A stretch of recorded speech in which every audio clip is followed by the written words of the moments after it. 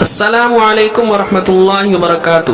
ناظرین، آج کی خبر کا عنوان ہے OIC کا ہنگامی اجلاس، قرآن مجید کی بے حرمتی کے خلاف اجتماعی اقدامات کا مطالبہ۔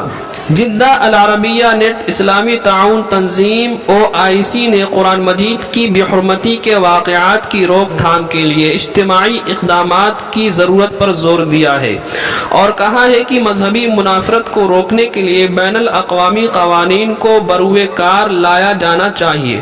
یہ بیان سعودی عرب کے شہر جدہ میں اتوار کو تنظیم کے ایک غیر معمولی اجلاس کے بعد جاری کیا گیا ہے۔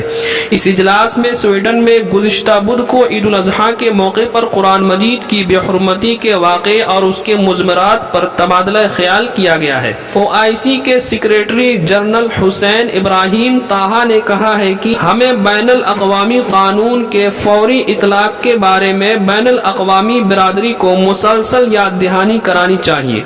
یہ قانون واضح طور پر مذہبی منافرت کی وکالت کی ممانعت کرتا ہے۔ کئی سال قبل عراق سے راہ فرار اختیار کر کے سویڈن پناہ گزین ہونے والے ایک شخص نے عید الاضحیٰ کے پہلے روز اسٹاک ہوم کی مرکزی مسجد کے باہر قرآن پاک کے اوراق کو پھاڑ کر جلا دیا تھا۔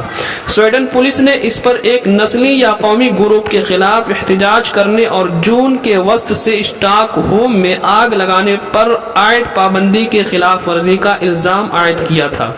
اللہ تبارک و تعالی مسلمانوں کی حفاظت فرمائے۔